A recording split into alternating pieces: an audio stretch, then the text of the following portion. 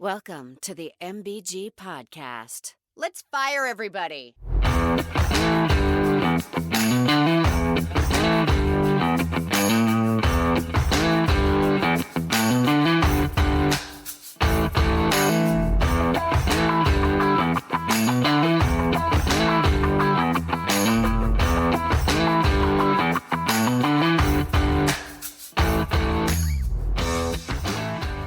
All right, welcome everybody to episode number 139, the Message Board Geniuses podcast. This is Who's. I got Casey, Courtney, MBG.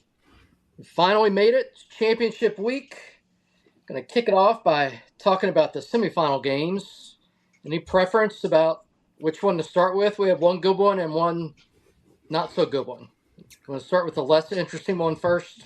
Yeah, let's do that. All right, get that out of the way, man. Yeah, so we had number 5 Oregon against number 1 Indiana. Indiana was favored by 3.5, and I was rooting for Oregon, and unfortunately this one was never close from literally the opening play, right? Yeah. Oh, yeah, absolutely. Honestly, I don't feel as bad about our loss now. It made me feel better. It was one of my favorite games. And I think you should still feel pretty bad. I don't though, because I make someone else's misery worse. So, but that's a middling Big Ten program that handled the mighty Alabama Crimson Tide. I mean, it happens sometimes. Isn't it funny how the narrative has changed with Indiana? Like last year it was, well, they didn't play anybody. And then this year it was the same thing until the Big Ten championship game. And now within just a few games, it's gone from that to, I know we've already talked about this before, and we'll talk about it again a little bit later, but, obviously they must be cheating because they're playing so far above what their quote-unquote expectations are. It's a pretty big, wild swing there. It's I'm going to be honest. Everywhere. Do you know their ages? They're like an NFL team. There's a guy on the team that played with Trevor Lawrence. Yeah, it's EJ Williams.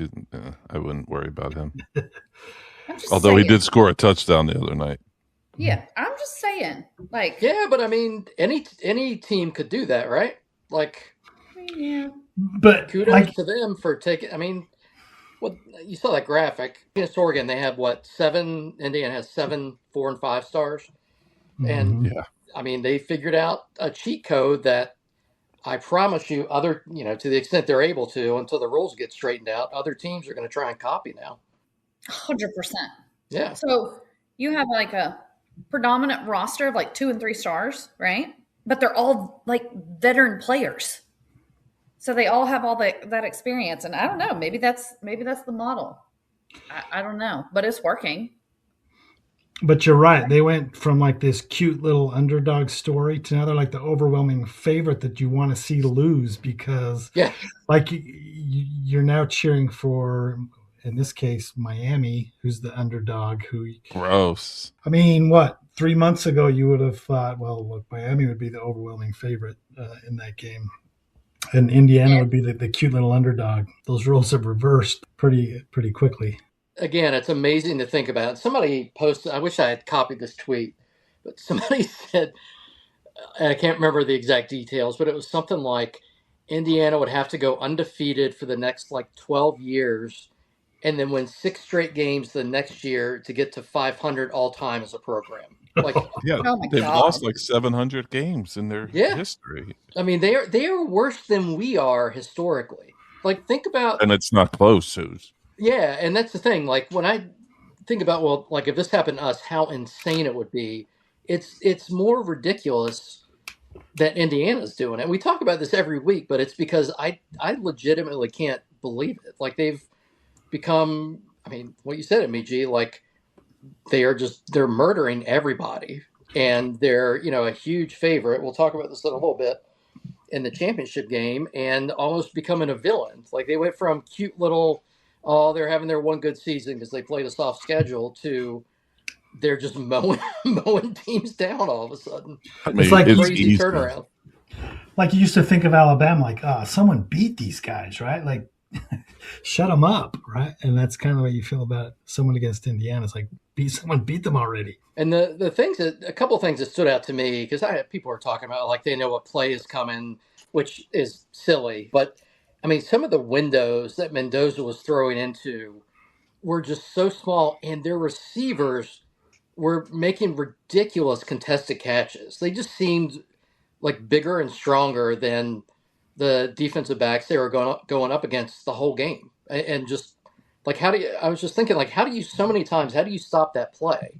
They'd have good coverage, because there were a ton of times when Oregon had good coverage and they would still, complete a pass 20 yards downfield. I was like, how do you stop that? It's that back shoulder throw that he throws to that Surratt kid. Yeah. That is literally indefensible. It literally, you're right. I mean, it was unguardable. There were a few times where I thought the guy had perfect coverage.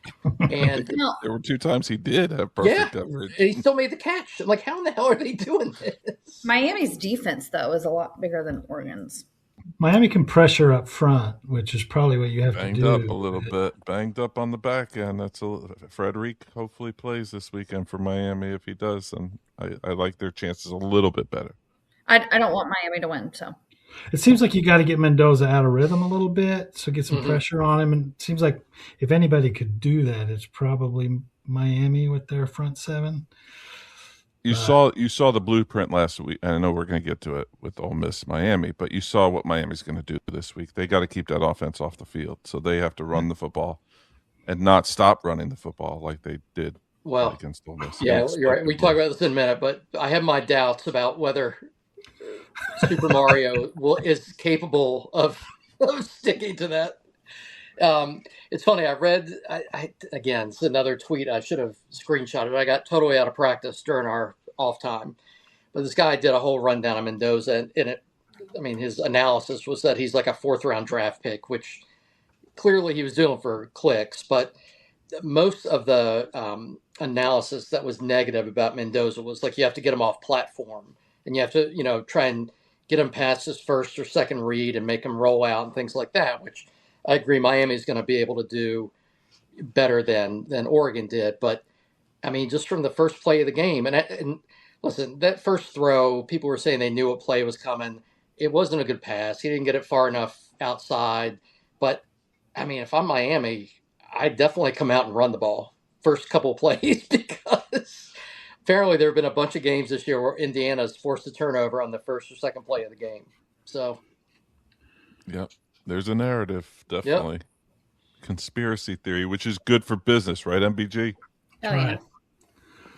All right, so the second game was much better. Same spread. Miami was favored by 3.5, and that one ended up being pretty close. It was 31-27. Miami knocked off Ole Miss. I was rooting for Ole Miss. It felt like, to me, a game that Miami should have been winning by a lot more and could have easily lost. Yes. Miami, just watching the game, they were clearly the better team. They looked so much better than Ole Miss, but they just kept catching breaks.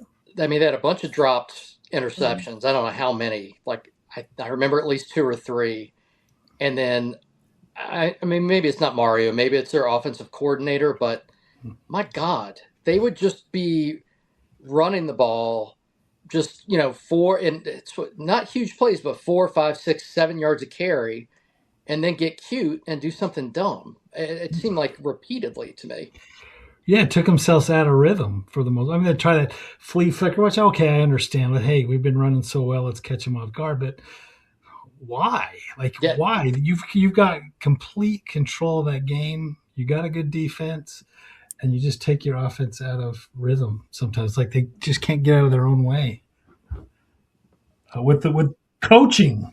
Yeah. It felt like they were like, remember, we have this $2 million quarterback. Right. We have to show him off too.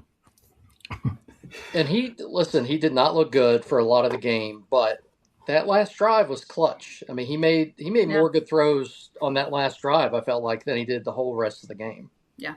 Probably the season, if we're being honest. Yes. But one thing that I noticed, they didn't get a lot of pressure on Trinidad Chambliss as much as they did in their first round game, where they were just killing A&M. So another thing to watch, I think, is if they can get pressure on Mendoza this week Those front four is badass. Ruben Bain, Hakeem Messidor.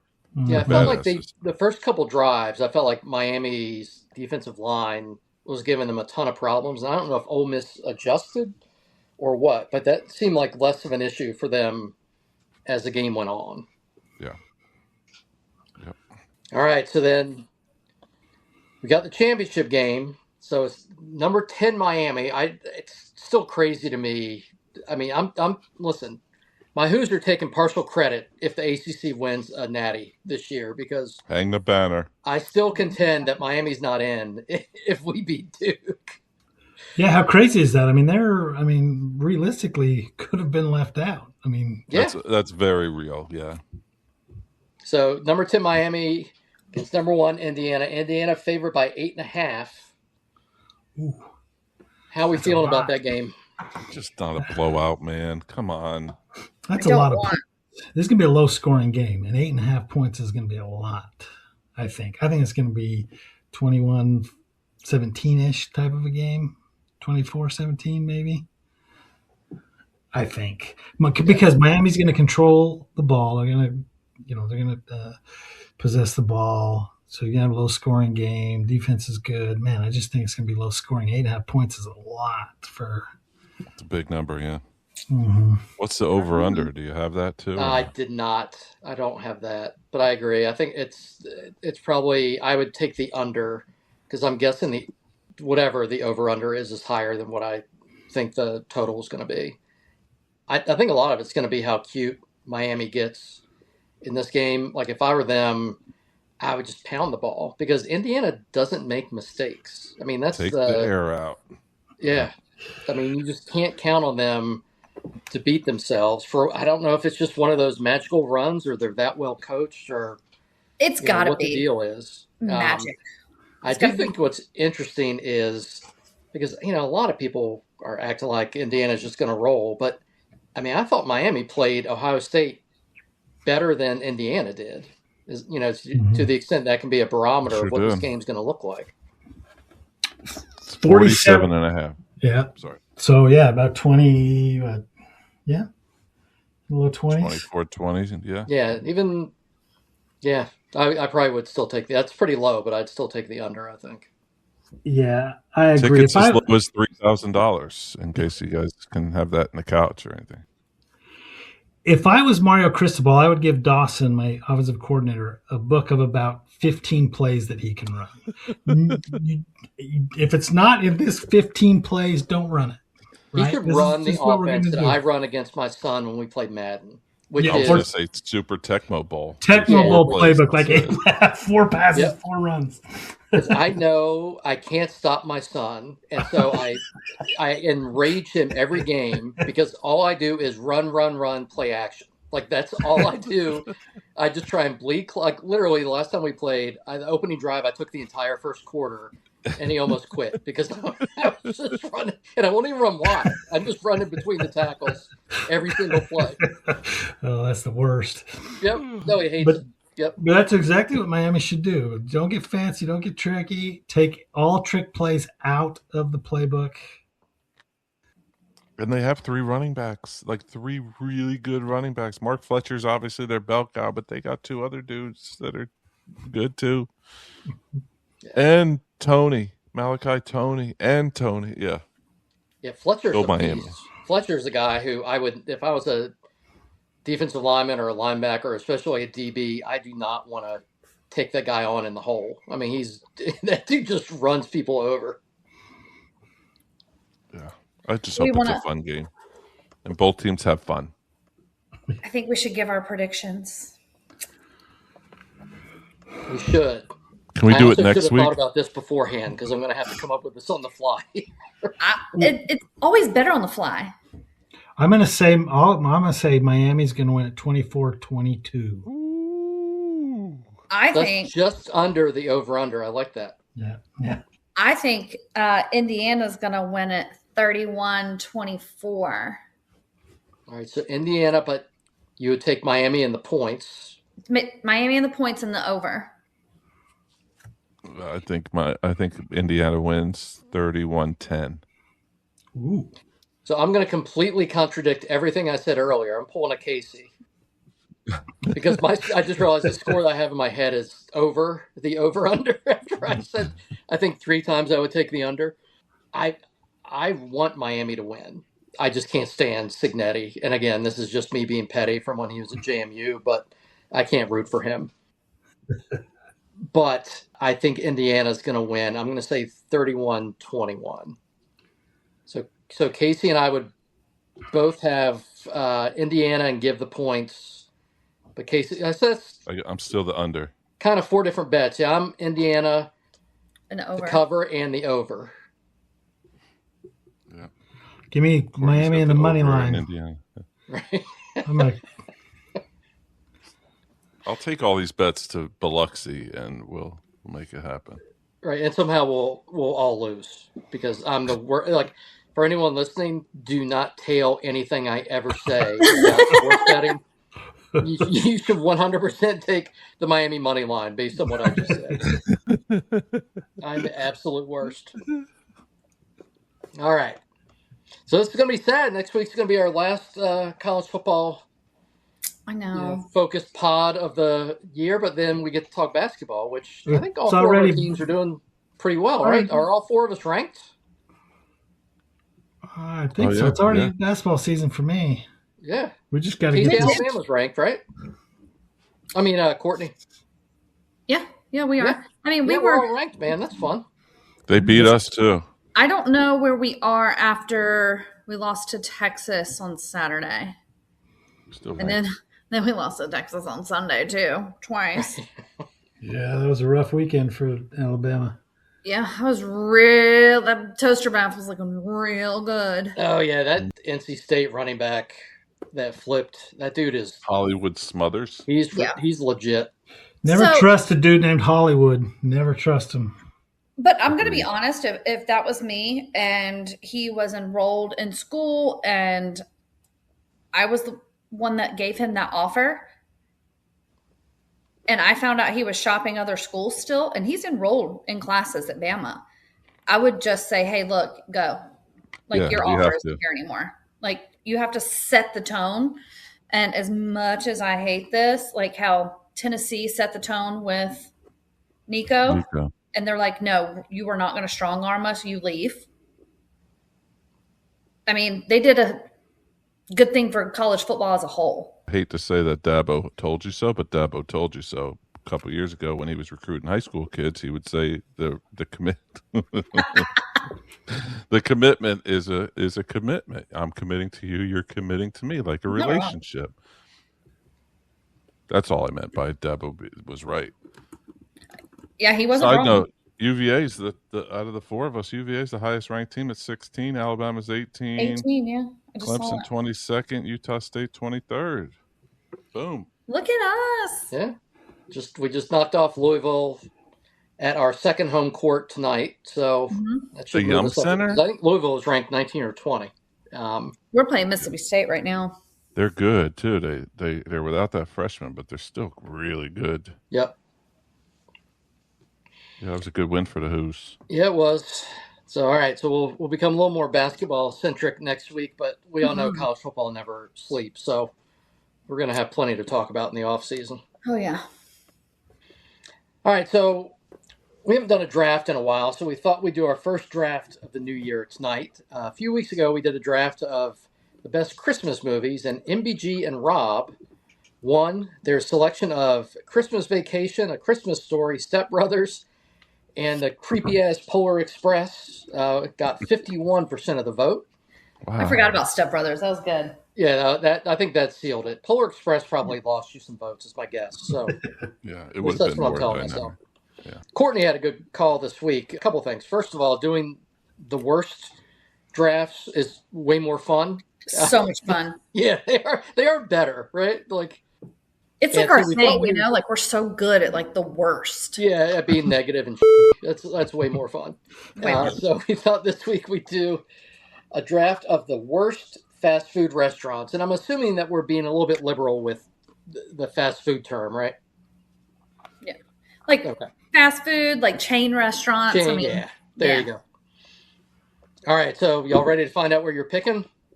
Yeah. I will say that it sounded like a really good idea. And then I was like, oh, like I knocked a couple, like 10 of them out quick. And then I was like, what are the other ones?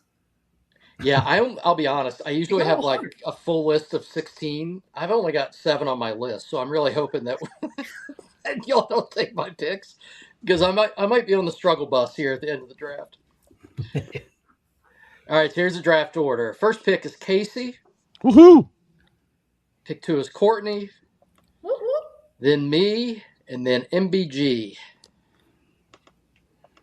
Just like God intended, the wraparound.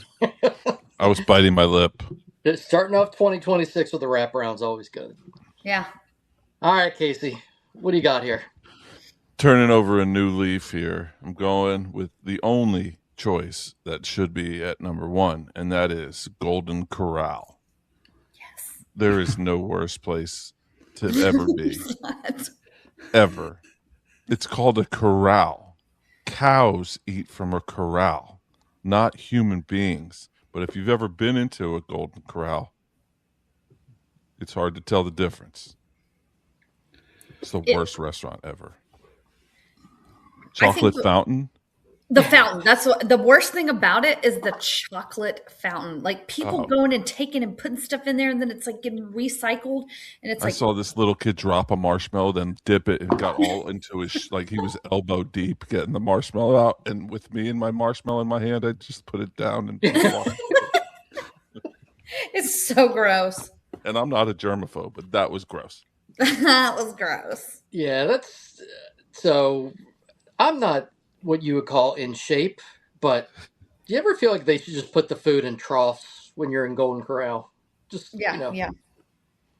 It's a rough watch. I had a coworker that loved that place, and we'd be in Orlando for like a week, and he'd be like, "Hey, Golden Corral tonight?" And I'm like, "Oh, Jesus, Christmas." I coached basketball. I've told y'all it was boys basketball, but then I was the assistant on the girls varsity team because they did girls basketball in the fall and boys basketball in the winter. And this team was really good. Like they won, went to states one year when I was there.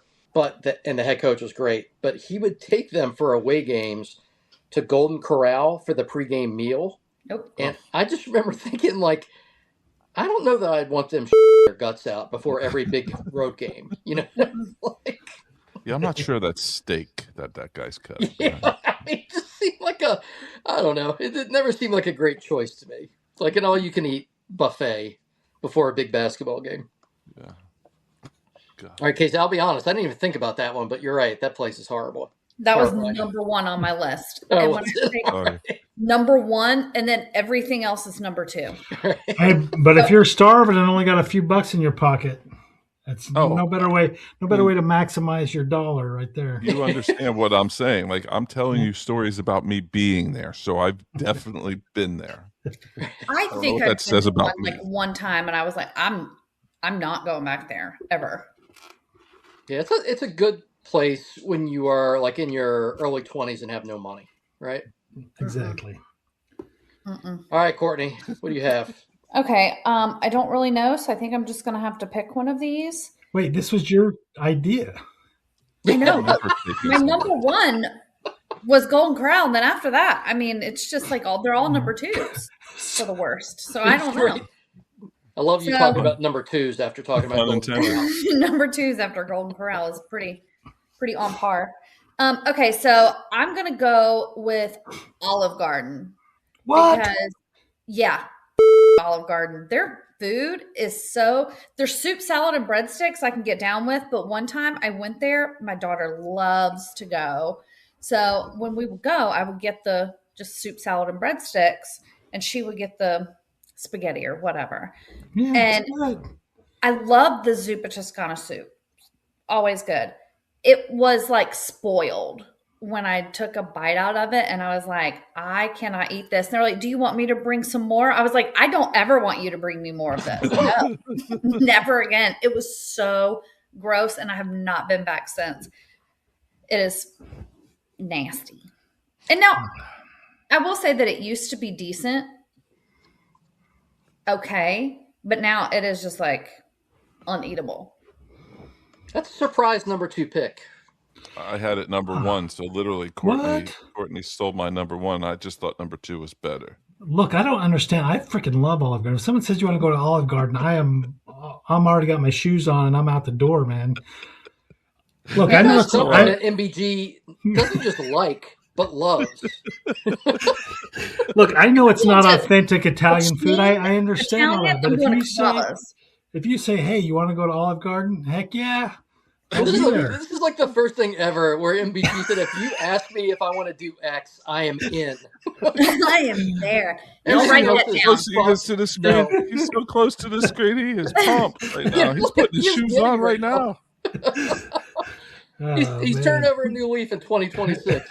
He's going to DoorDash the hell out of some Olive Garden tonight.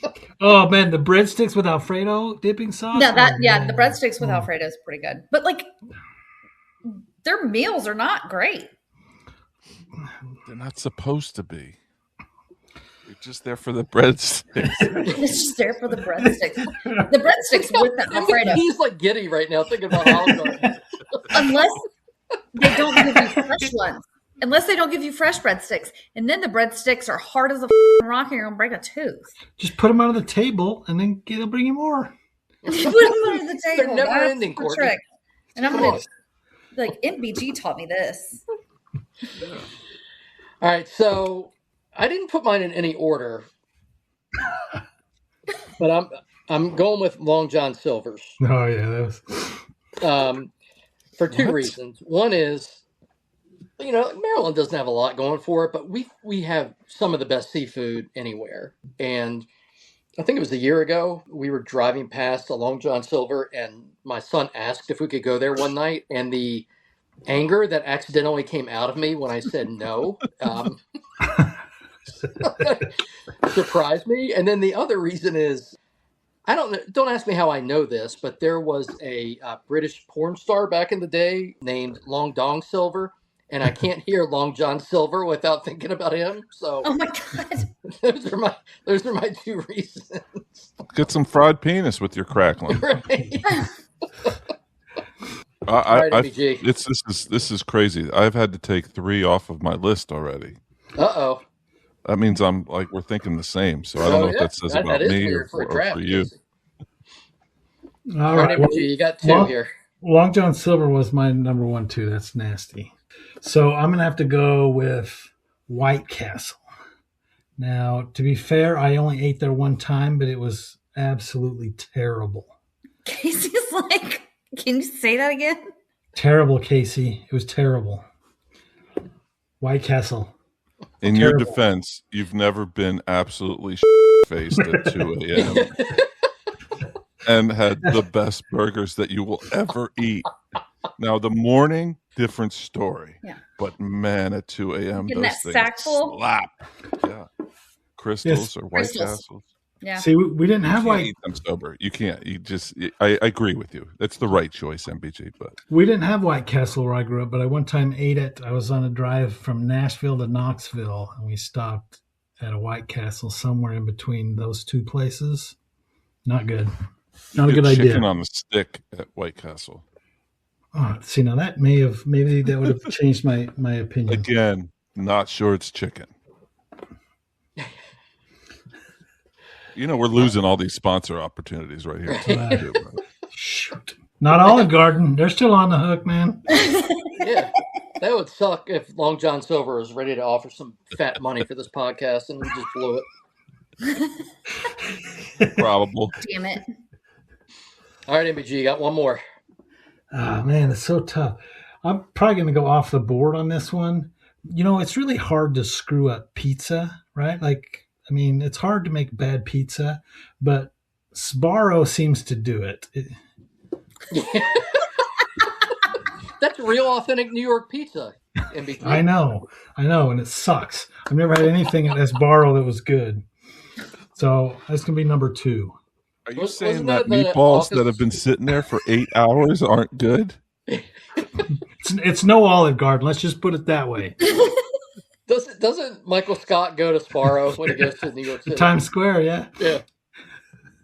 I think that's the only place that there's still Sbarro left. At Penn Station, again, after a New York Ranger game, we would go and get a slice. It's not good, you're right, but man, it was delicious at the time. I'm sensing a theme here. Sober, not good. Drunk, really good. You're right. That applies to so many things, though, Casey. Some of which we probably shouldn't discuss here, but there's several things I've enjoyed really drunk that I don't think I would enjoy sober. Same. All right. I got a tough choice here because I'm trying to be strategic. So I'm going to go with Arby's. That was on my list. Yeah. So, I mean, this is kind of a theme with me, and maybe this says too much about me, but we have the meat sounds vaguely pornographic, so that's always been a little bit of a turnoff for me. I'll just leave it at that.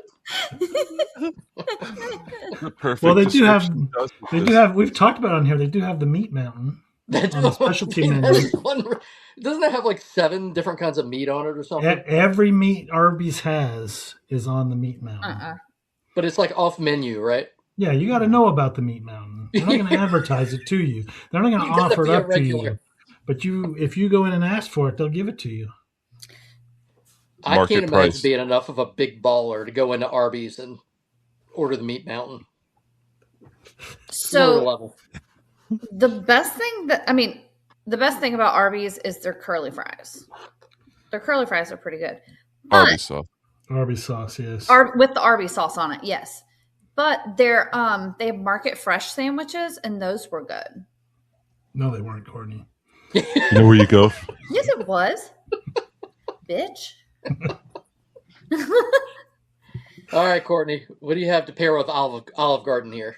Okay, so I am going to go kind of the route you went, Captain D's, because that is like an abomination here on the Gulf Coast. Captain D's?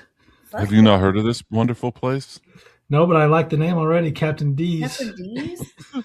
Captain D's. It's not Captain D's nuts. Might as well be. I mean, I remember I went there in Tuscaloosa because they were like, "Oh, you have to go here; it's good." And I went there and I was like, "This is the worst seafood I've ever had in my life. I'm not eating here again." And they had like fast food little seafood, stuffed crabs, and I was like, "I am definitely not eating that. That is not crab." It was awful. A lot of like fried clams and stuff like that. Yeah, it was just terrible. Living on the Gulf Coast, have fresh seafood everywhere. Absolutely not. Yep. Gross. All right, Casey, you got 2 here. Genuinely think I might win this one. My number 2 is going to be Red Lobster. For the seafood lover in you. We had a Christmas party at one of the companies I worked for at the Red Lobster. By vote, the employees wanted to go to Red Lobster. The options were absolutely endless, and they chose Red Lobster. Oof. Outside of those cheese things, but biscuits they have. The Cheddar Bay biscuits, thank you very much, and they're freaking fantastic. Nothing's edible outside of that. And I don't eat seafood, so there might be 2 pieces. You don't eat seafood? I didn't say that out loud, did I? Oh, you did. God. I don't eat seafood either, Casey. Nasty. Oh, my Lord. All right, guys, that's it for tonight. I could eat seafood for every meal. Yeah, I could eat it too. But the Cheddar Bay biscuits, I say that they're the best, but I get them and I make them at home in the box. I was going to say you can make them at home. So I don't go there. Haven't they started like a big marketing thing? I read somewhere that they were doing a lot better all of a sudden. They're coming back. Yeah, they're making a comeback. Captain D's? I would love to be the marketing guy for Captain D's, though. I mean, so many good things you can do with that. If you're looking for someone, T-shirts, right? If you're looking for someone, Captain D, give me a call. I got some great ideas that no 12-year-old boys ever thought of. Do y'all like sausage balls? Like people make them for holidays, and like the sausage balls with the people usually make them with Bisquick. Yeah. You know what I'm talking about? Okay, so make them with the Cheddar Bay Red Lobster biscuit mix, and they are fantastic. That is Just saying. that is good. All right, Casey. I'm getting The fat hungry. kid in me is always finding new ways. My number 3, I'm going with Panda Express. You guys have these places? Fast food love Chinese. Panda. I was going to say, I think MBG loves that place. Orange chicken from Panda? Oh, man, Casey. It's Did I delightful. just lose the whole thing? Yeah, I do like some Panda Express. I mean, you can get some real food there, but you can get some good food there too. We're getting one in the neighborhood, and I'm not excited about it. You're about to change your tune, Casey. Yeah, you're gonna have to. We'll get it in the daily rotation. I'm sure. Open your heart. Open your heart to the Panda. I will. All right, Courtney. It's still my number 3. Okay, so my number 3.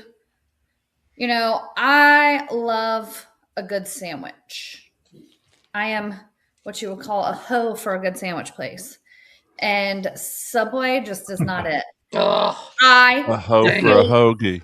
Subway. Like, it's like bread, lettuce, meat. It's like one layer of meat, and it's like disgusting. And sometimes your bread is stale, sometimes it's not. You never know. But there's so many other good sandwich options. I don't understand how Subway is still in business. I mean, you have Lenny's, you have Jersey Mike's, you have Firehouse, which I love Firehouse. I mean, there's so many other ones. Subway just sucks. I don't know. That's all I have. You remember Firehouse, the band? They were good too. This might just be a Baltimore thing, but anytime I've been in a Subway recently, it seems like a potential starting ground for the next pandemic. Like it just seems Again, like, the meatballs, 8 hours sitting there behind the counter. I mean, it just seems like bad is going down in a Subway every time I'm there. Well, I mean, if you're hungry and you're looking for like a mediocre edible sandwich, I mean, I guess it's okay. I mean, if you pick the right thing, just don't pick like the chicken teriyaki because it's like processed cubes of meat that may or may not be chicken. I'm with you. Subway's bad, and and the Jared thing doesn't help. Like the whole like pedophile thing. That's a tough one to overcome. Puts a damper on everything. Put this like damper on your lunch. Yeah, put a damper on your lunch for sure. But I mean, I don't know. Like, there's just so like Lenny's $5. What? Oh, $5 footlongs. Yeah. I mean. That's a foot.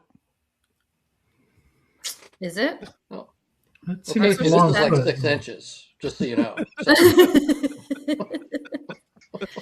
But yes, so many other sandwiches places that are so much better than Subway's mediocre ass.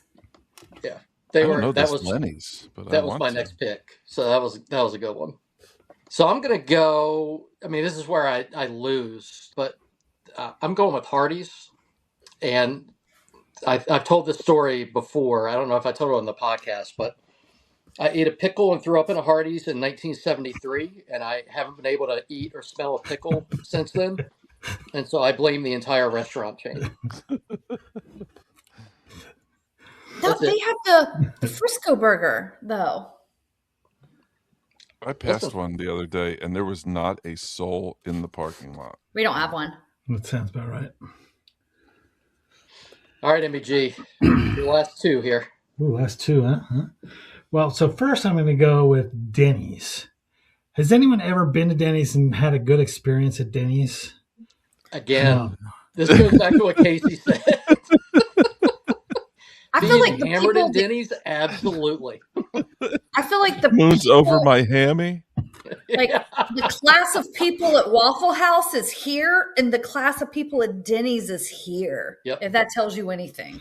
Well, so when I grew up, we had a Denny's in our small town, and I got outlawed from the Denny's for like the last year and a half of my high school career. So I do have a vendetta against Denny's. Probably they don't like you taking people's sandwiches off their plate and walking out with them. So I don't know. Is that frowned upon? Apparently. Wait, I don't know. You were taking people's sandwiches and walking out with them? I mean, yeah. I mean, yeah. I like this derelict MBG. Yeah, I do too. It's my favorite. My favorite MBG is Grumpy MBG, and number 2 is Derelict MBG. Yeah. It's like, Okay. thanks for nothing, Denny's. Yeah. So my last one, this isn't going to be popular, but I hate this place. McDonald's is the worst. I freaking hate McDonald's. The only good thing McDonald's has is apple pies. If that's Okay, the best okay. thing on your menu is apple pies, you suck. My family loves McDonald's, and I hate it. So Their fries are the best. no, McDonald's sucks. Yeah. I'm a big Their fan ice of the cream sundaes machine. and the ice cream cones. I like those. Yours When works? they work. No, I mean I haven't had one since like 1998, but when they work, They were great. what I remember is they were really good. Yeah, that'll probably lose it for me, but I hate McDonald's. All Yeah, right. probably. So I was going to go with a local place, and it is a chain, and I won't go with it, but I'll tell you what it's called. It's Hip Hop Fish and Chicken. It's in Baltimore and a couple other places. Sounds And delightful. when I brought it up with my son, he got offended and told me it's amazing. And I asked him, "When were you in Hip Hop Fish and Chicken?" He declined to answer. So apparently, I need to start tracking where he's going more often. But I'm gonna go. I got it down to 2 here. I'm gonna go with Chuck E. Cheese. That might have just won you. Yeah. Yeah, like remember, at least when I was a kid, like it was cool when you got to go there. Like they had the animatronic, band. Like Oh, the yeah. Marler said Casey looked like I remember that when he was on the show a couple years ago. Many things he's called me. The pizza seemed good. Like the tokens were cool. Like having Apparently a birthday the party band there? is gone. I read some story about they were getting in trouble because they would take the leftover pieces of pizza, and like piece them together to make another whole pizza, and then serve it to other people. Like I don't know. And then it's just so easy to flip around on Twitter or Instagram, and if you see a fist fight in a fast food restaurant, I'd say 70% of the time it's a Chuck E. Cheese. So I'm going with that. It's a good one. All right, Courtney, last pick here. Okay.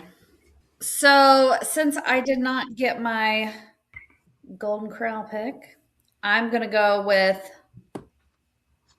CC's Pizza. CC's Pizza is like the Golden Corral of pizza. Like you got all these people coming up, getting it, all the kids, it's just gross. And the pizza's not that good at all. Not good. And they're like, "Oh, we have macaroni and cheese pizza," and that is disgusting. Oh, I don't know. I think I could get down with some mac and cheese pizza. You would think so. You're like, "Oh, that could be good," but like they made it as not good as possible. Is that a Southern? I don't know that I've ever heard of that. Yeah, it's a pizza buffet. It's a pizza. Okay. It is a pizza buffet. Yeah, and they do have these cinnamon squares for dessert, which might be worth the entire $13.99 for the buffet. Those are good. I will say that. It. And you can do like a good salad if you like, all the salad that everybody has touched and as they're getting their salad, if you like that, then that's the place for you. Do they have a cough guard over the buffet? Because that always makes me feel really safe. They have, like the ones that the adults can look at, but it's mostly the kids that are like, and then grabbing and their grubby little paws in there. Reach the sneeze guards. Yeah. Courtney, were you just doing this? Yeah, though you can't see me. Oh, okay. It's gross. I'm sorry. I'm sure children love it, but my daughter's like, "Hey, let's go to CC's Pizza." I was like, "I will literally pay triple the price for pizza. I do not care. Let's go get some good pizza." That's how she ends up getting you to go to Olive Garden. by talking about CC's first. No, I'll be like, hey, do you want to go get a steak instead? Ooh. And she's like, okay. Will you be my mom? Yeah, that didn't sound creepy at all, Casey.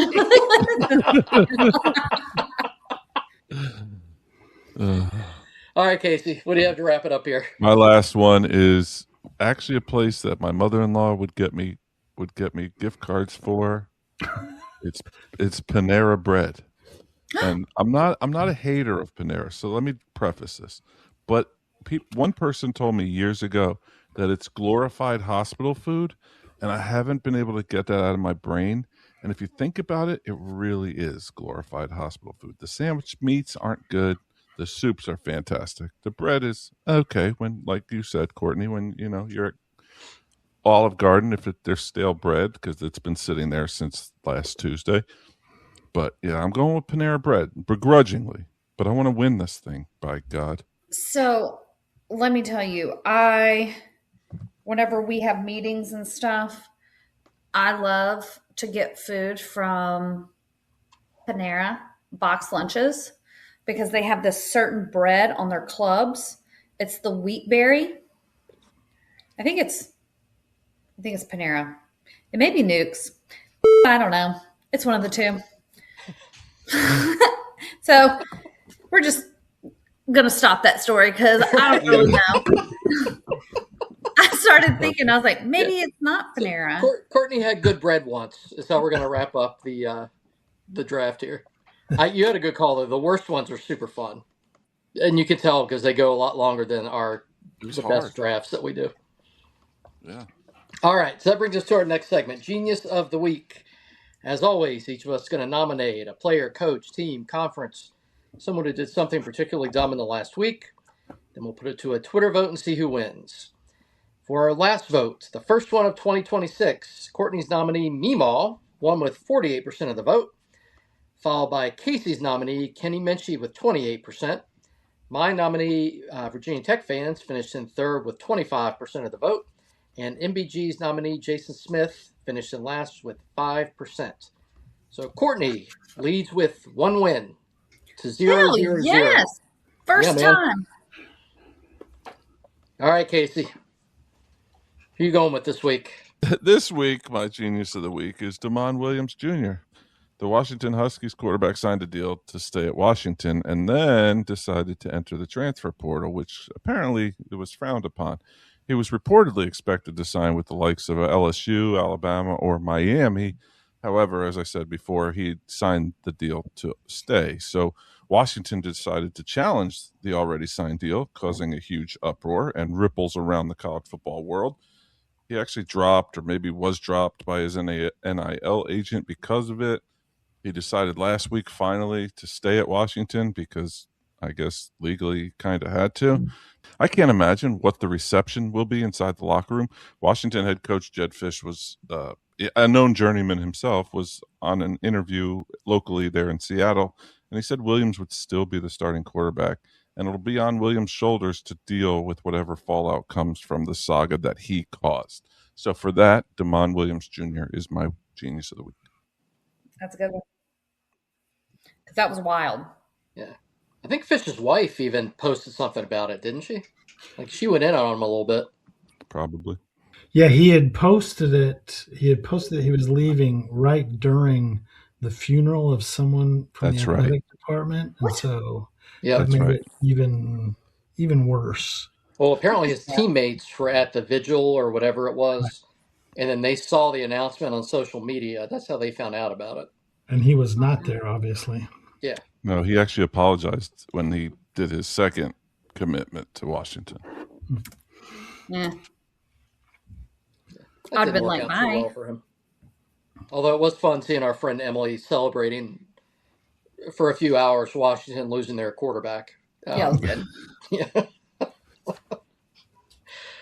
All right, Courtney, you're the leader in the clubhouse so far this year. Who you got? Okay, so, guys, I could usually care less about politics, but my genius of the week this week has got to be Casey Anthony. You heard that right. Somehow in 2026, we have a fresh Casey Anthony headline Apparently, she decided to pin a heartfelt little letter to JD Vance on social media about some things happening in Minneapolis. And I'm not going to read it here because, trust me, you can find it literally anywhere. Instead, I thought it would be more fun to share some of my favorite replies that popped up today. One says, I love seeing the nation so divided come together with the same mutual disgust for Casey Anthony. Casey Anthony posting about holding someone accountable for murder is wild. I think it would be best for all involved if none of us ever heard Casey Anthony's opinion on anything ever again. I did not have Casey Anthony, social justice warrior, on my 2026 bingo card, but here we are. You know, I'm just waiting on Scott Peterson, John Wayne Gacy, and Hannibal Lecter to weigh in before I respond. Wow. Has Lorena Bobbitt checked in yet? That's a throwback right there. Yeah, that was a good one. It says, we will not be blindly led astray by your lies. Well, that's pretty rich coming from a pathological liar. I'd rather take my chances eating truck stop sushi than listening to anything that Casey Anthony has to say. Wow. So, for making us read a whole ass novel on accountability, lies, manipulations from the same person who literally wrote the book and taught the masterclass, Casey Anthony is my genius of the week. She's crazy. I feel like I'd be just as quiet as possible if I was like forever. That. Right? Well, I think she went. Didn't she go to law school, or she's somehow ventured into the legal field? She gives legal advice, I believe. Yeah. Yeah. During her trial in Orlando, she lived with her lawyer, and I think he paid or she paid to be a something PA or something. Yeah, I think she definitely paid for something. It wasn't brain cells. No. All right, MBG. You could tie it up here in week 2. I can, and Casey's got a good one, but look, I'm going to go with something that's near and dear to my heart. And I am going to nominate for my Genius of the Week, Utah fans. I know this is a little bit out of the ordinary for me, but you know, Utah or Kyle Whittingham retired or stepped down from being the head coach of Utah. I think right before their bowl game, the Las Vegas Bowl. But Kyle Whittingham did not voluntarily step down as the head coach of Utah. He was essentially told to retire. He wasn't done coaching. But since he stepped down, he obviously been hired at Michigan. And then since he has a new job, he's doing what a football coach does, and that's try to get the best players he can, some of which were prior Utah commits.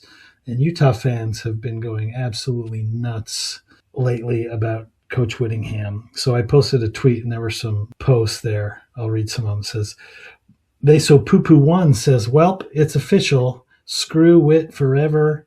Another guy says, imagine having such a small dick Wit. Reddit username incoming. Another guy says, I really wish that you would file a lawsuit, even if it's just for discovery, where things would be made public. Wow. And this guy says, at this point, just give Wit access codes to the buildings again, access to the entire bank accounts of the sports department. Like, just can't believe the U is allowing this. Just getting bent over, and Morgan Scally needs to take a stand. This guy wants to hurt you. He's no longer the mentor. He's the effing devil. Kyle Whittingham was the head coach of Utah for 21 years and brought them more success than anybody ever had. He'd been there so long. He took over after Urban Meyer. That's how long he's been there. And they have essentially forced him out and are now throwing a hissy fit because he's recruiting players that had originally committed to him when he was the coach at Utah. So for turning their back on the best coach they've ever had after they asked him to step down, Utah fans are my geniuses of the week. I didn't realize they asked him to step down. Well, that's not, yeah. I mean, they essentially forced him out because Morgan Scally was head coach in waiting for a long time, and he was sick of being the head coach in waiting. And so it was either lose Witt or lose Scally, and they chose Scally. But they're upset that he's been tampering with their players. But Utah's been tampering with Utah State players and other teams' players for the last 21 years. So for them to be upset that it's now happening to them is quite entertaining. Well, has any coach ever left and not taken players with them? I mean, that's pretty much how it goes. But if you haven't had a coach, if you haven't had a new coach for 21 years, I suppose maybe it's new for you. So yeah, it's a good lesson for some of those fans to learn. All right, so just in case this was his last ever NFL game, I'm going with a Lifetime Achievement Award tonight and taking Aaron Rodgers as my Genius of the Week. So over the course of his career, Rodgers has somehow gone from being thought of as an all-time great quarterback to an unbearable know-it-all who even his family hates. If last night was his last game, he went out in, to me, the funniest way possible, getting blown out 30-6, giving up a strip sack for a touchdown and a pick six while constantly yelling at his teammates. Twitter seemed to enjoy the meltdown. I pulled a few of my favorite tweets here as the game was ending. First one isn't as funny if you can't see the picture, but I promise you, if you see the pic, it's funny. So the last image of Aaron Rodgers on an NFL field is him staring into the camera like he's on an episode of The Office. The next one is, if you're worried about Aaron Rodgers coming after you for mocking him in his last game, just hide in the end zone. He'll never find you. And then my two favorites are very short and to the point. Aaron Rodgers' last pass in the NFL was a pick six. Ha ha, suck it, loser. That one killed me. And then this one, I love. This one I love. And I'm already laughing harder than you guys will, but enjoy retirement with polio and your fake wife, you schmuck. Wow. So for being almost as unlikable as Russell Wilson, Aaron Rodgers is my Genius of the Week. Oh, he's got to be worse. There's literally, have you ever met anybody that likes Aaron Rodgers? No. No. Have you ever heard anyone say, I like Aaron Rodgers? For Russell Wilson. So never heard those words together. No. Yeah. Yeah, I mean, he's one of those guys who always thinks he's the smartest guy in the room, right. And he's just not nearly as smart as he thinks he is. And the thing is, he's a good troll. Like, if you would just lean into that, because he trolled the hell out of the Jets during his post-game press conference, which was hilarious, but he's just such an unbearable prick, 98% of the time that, yeah, I can't stand him. I have a buddy who's a lifelong Lions fan whose hatred of Aaron Rodgers might be greater than the hatred of anyone I know for any other person. Like anytime he's playing in a game, this guy just will post, like, just goes after him the entire time. It's hilarious. All right. Before we move on to our next segment, I want to give a quick shout out to Coach Letterman for sponsoring the MBG podcast. You can find his truth bombs on Twitter at 3Year Letterman and his life-changing books, Not Some Random Clown and Determined Look, on Amazon. Also, we're doing a cross-promotion with the Sickos Committee podcast again this week. They had a new episode drop today titled The Gumbo Files, which feature classic Sickos content, including a recap of the Pennsylvania Farm Show, the college football playoff semifinals, the Sickos Choice Awards, and much more. We love the Sickos, so check them out. All right, MBG.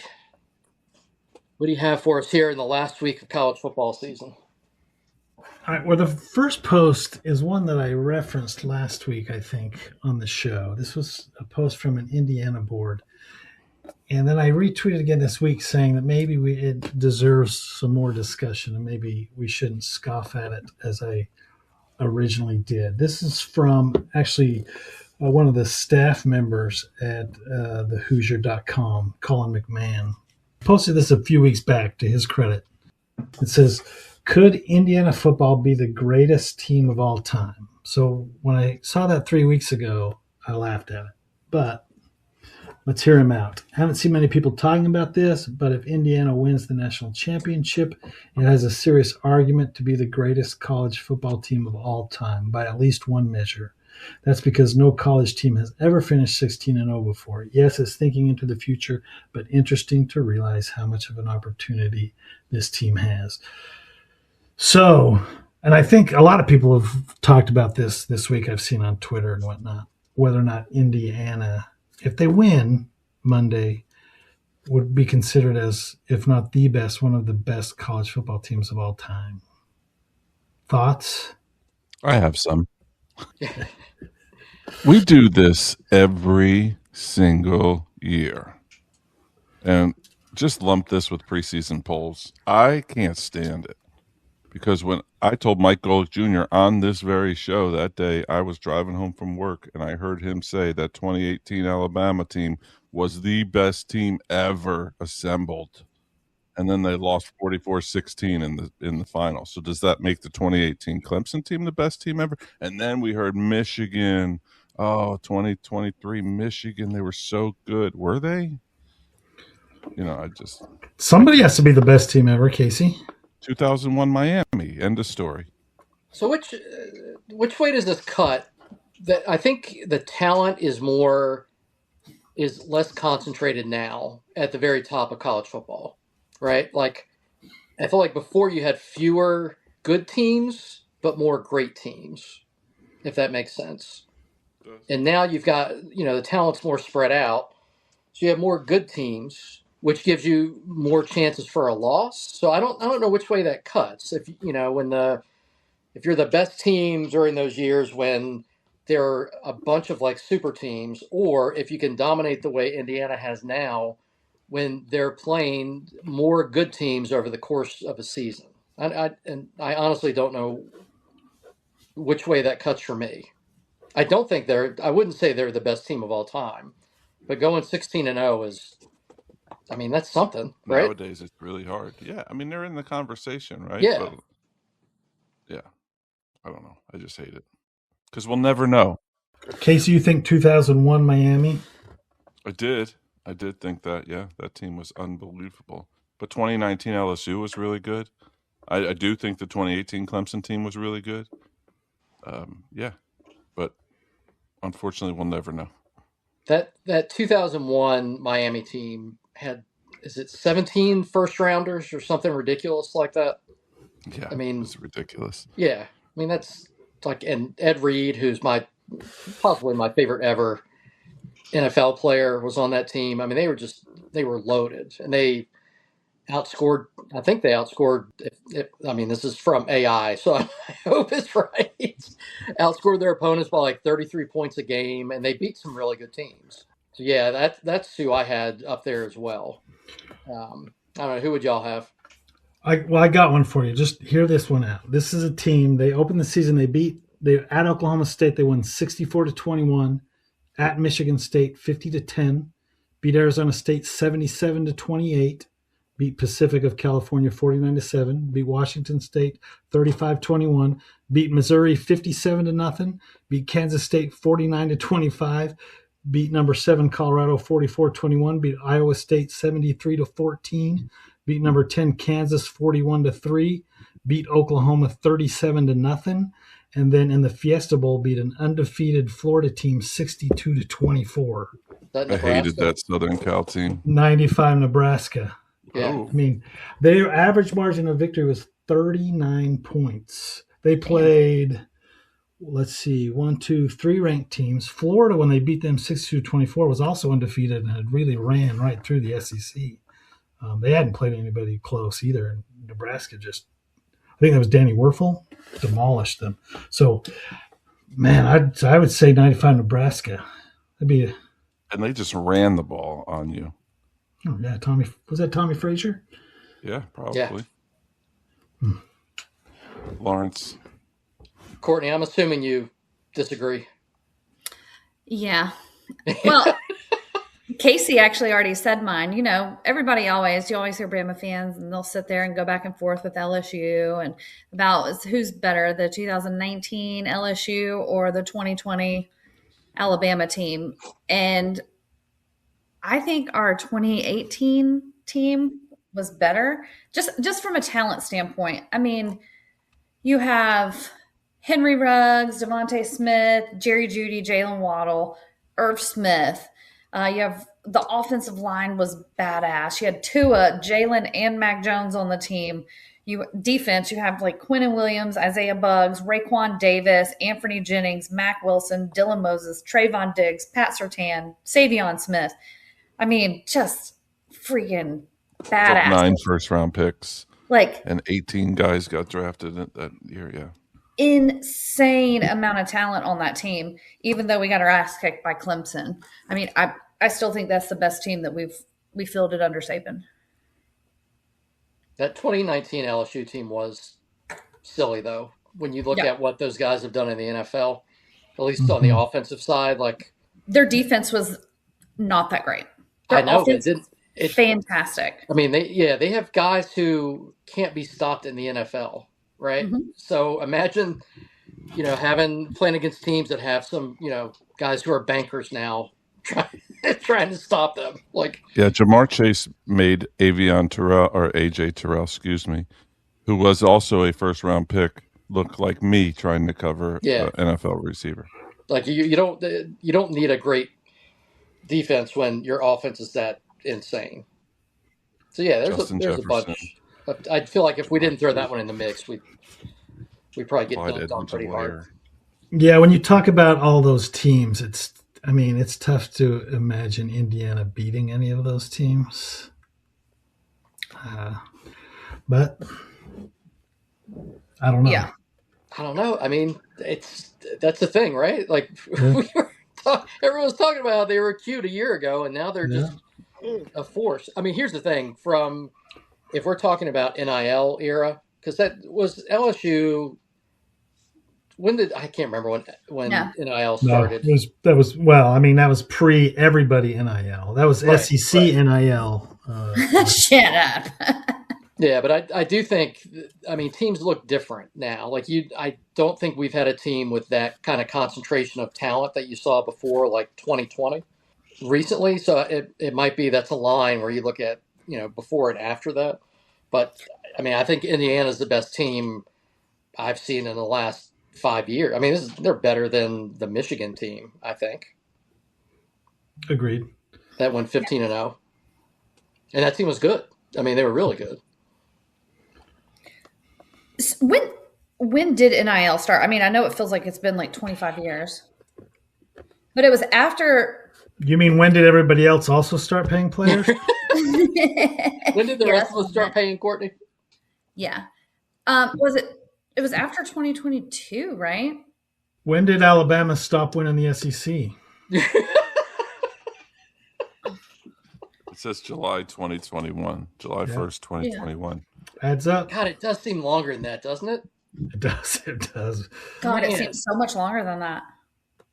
All right. So on that same Indiana note, the other talk has been that Indiana is this good because somehow, some way, we talked about this a little bit last week, somehow, some way they're cheating. There was a few like anonymous tweets from like anonymous accounts this That's how it week starts.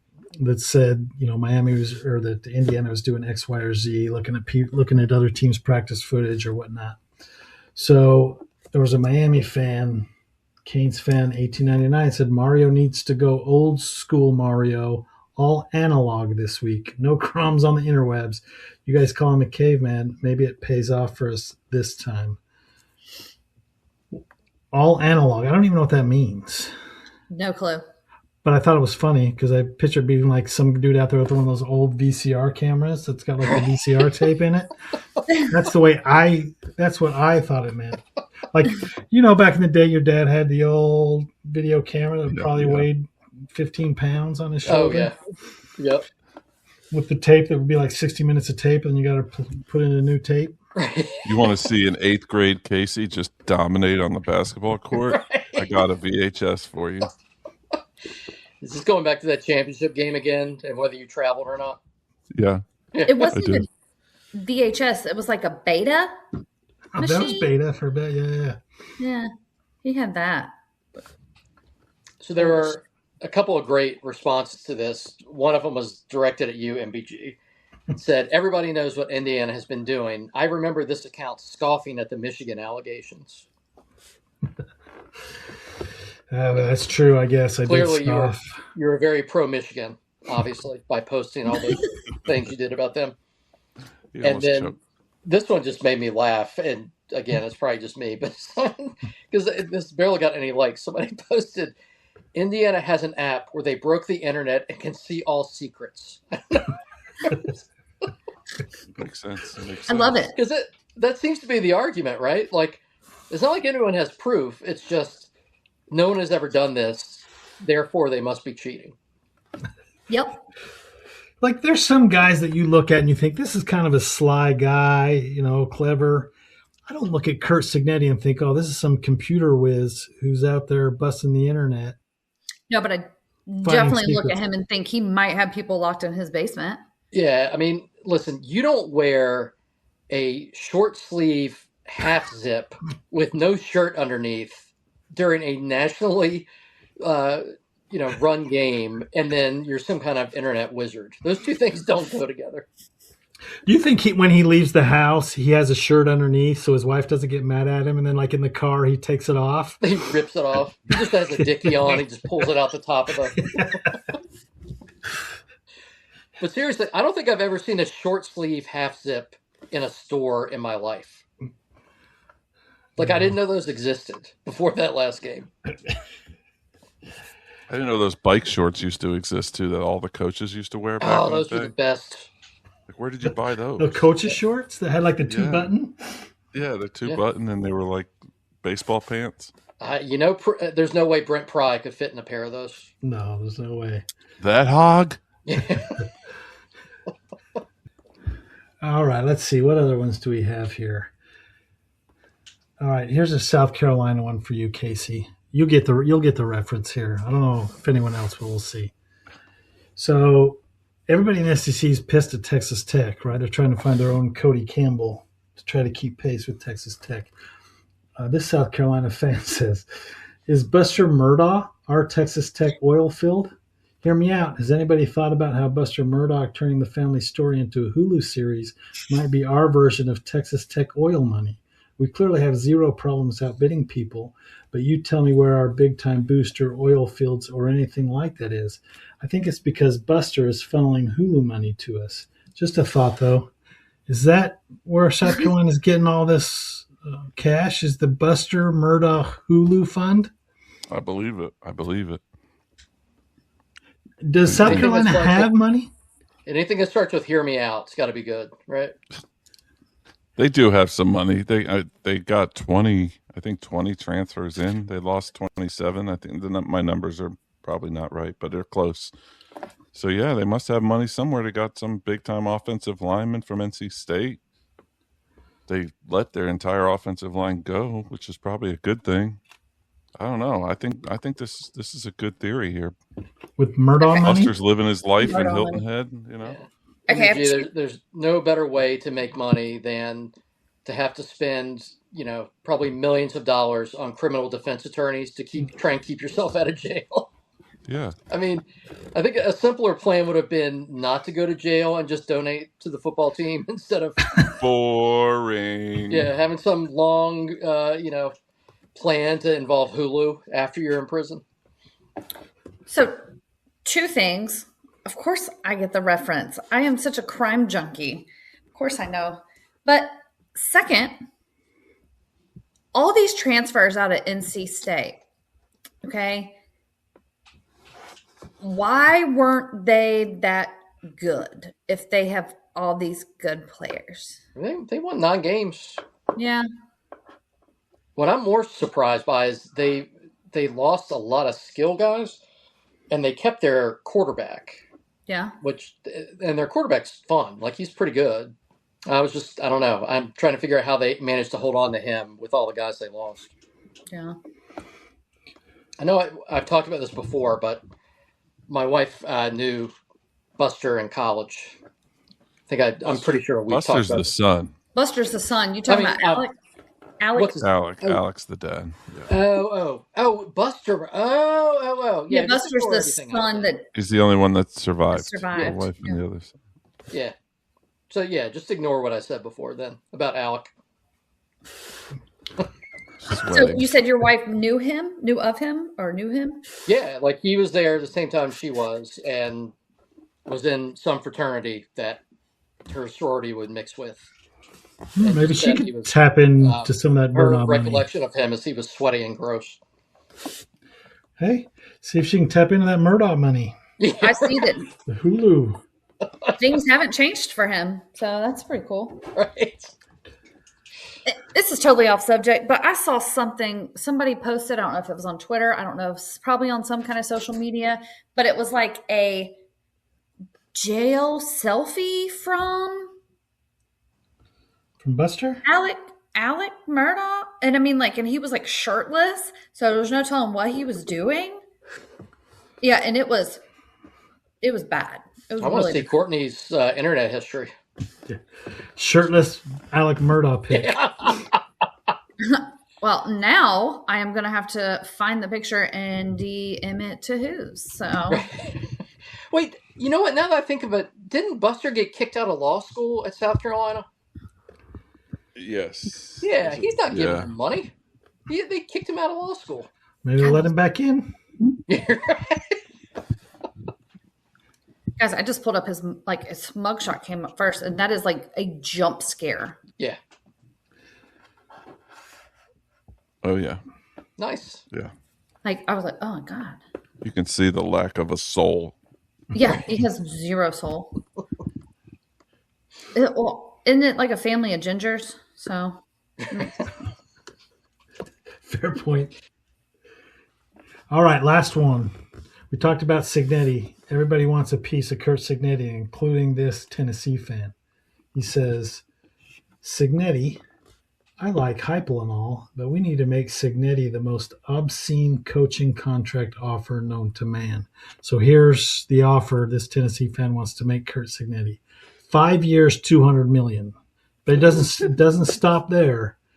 Also, his own Memphis riverboat, a mountaintop mansion in the Smokies, induction into the Grand Ole Opry, a monthly orgy with the Titans cheerleaders, done, motorboating with Dolly Parton,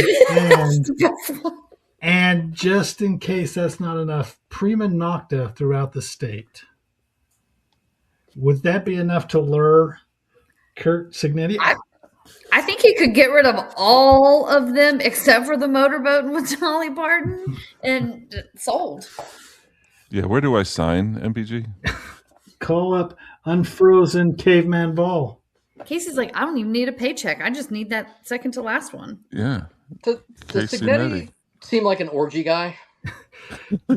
Curt Cignetti doesn't seem like he would like any of those things, other than. No. Could you imagine him at the orgy? Maybe a Memphis riverboat. He seems like the type of guy that maybe would get loose on a riverboat in the off season a little bit. I don't know. Nope. He seems like Steve Carell and the 40-Year-Old Virgin for sure. Has anyone ever worn a half zip to an orgy before? I only did it twice. I mean, I have a lot of orgy related questions here. Yeah.